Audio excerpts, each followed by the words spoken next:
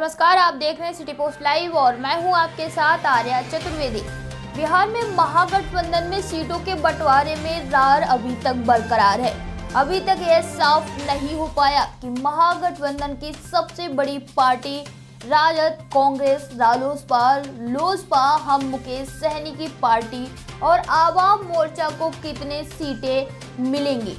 लालू प्रसाद यादव के जेल में रहने की वजह से तेजस्वी यादव लोकसभा चुनाव के असली महत्व को नहीं समझ पा रहे हैं। आपको बताते चले कि नीतीश कुमार के सहयोग और जातीय समीकरण सहित अल्पसंख्यकों के दम पर राजद पिछले विधानसभा चुनाव में अपनी टूटी सांसों को न केवल बचाने में कामयाब हुआ, बल्कि बिहार की सबसे बड़ी पार्टी बनकर भी सामने आया।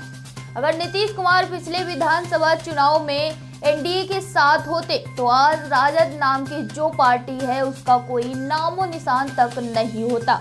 नीतीश कुमार के सहारे बिहार में कांग्रेस के भी दिन बहोरे हैं और उसमें वो असीम ताकत आई है। अब राजद खुद को बिहार का नायक समझने की खुशफहमी पाल बैठा है। सीट बंटवारे में पेच अभी तक फंसे हुए हैं। तो वहीं शिवहर सीट को लेकर सहरसा जेल में बीते 12 साल से बंद आनंद मोहन ने साफ लहजे में कहा कि अगर शिवहर सीट में उनकी पत्नी लवली आनंद को कांग्रेस के टिकट से चुनाव नहीं लड़ाया गया तो पूरे बिहार में वे महागठबंधन की ईंट से ईंट बचाकर रख देंगे। जेल में रहने से उनका जनाधार कम नहीं हुआ।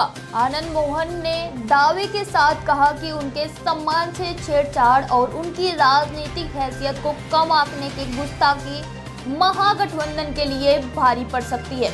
इधर मधेपुरा सीट से चुनाव लड़ने वाले शरद यादव कहते हैं कि जीत के बाद प्रधानमंत्री कौन होंगे का फैसला महागठबंधन के बड़े नेता मिलकर बैठकर तय करेंगे। शरद यादव के इस बयान से इस बात का संदेश है कि वे भी पीएम मटेरियल हैं। देश के सबसे पुराने सांसद शरद यादव को भी देश के प्रधानमंत्री की कुर्सी पसंद आ गई है। वे खुलकर यह बयान नहीं दे रहे हैं, लेकिन उन्होंने कहा कि सभी चुनाव परिणाम के बाद प्रधानमंत्री को लेकर फैसला लेंगे। इससे ये साफ हो रहा है कि तत्काल राहुल गांधी बतौर प्रधानमंत्री सभी की पसंद नहीं है। वैसे अभी लोकसभा चुनाव की महज घोषणा हुई है। चुनाव में अभी वक्त है और कौन कौन उम्मीदवार कहां से चुनाव लड़ेंगे और किसको जीत मिलेगी और किसे हार को गले लगाना पड़ेगा, यह देखने में अभी वक्त लगेगा। लेकिन विभिन्न मंचों से और इंटरव्यू के द्वारा शरद यादव का यह बोलना कि अभी प्रधानमंत्री कौन होंगे यह तय नहीं हुआ है। महागठबंधन की जीत के बाद इस मसले पर विचार किया जाएगा, जब देश की सबसे बड़ी विपक्षी पार्टी कांग्रेस राहुल गांधी को बतौर प्रधानमंत्री का दावेदार बताकर चुनावी समर में उतरी है।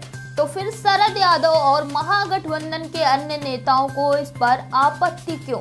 वैसे जेल में बंद लालू प्रसाद की मंशा भी यही है कि शरद यादव ही देश के नए प्रधानमंत्री बने, लेकिन आने वाले समय में चुनाव परिणाम ही सब कुछ तय करेगा।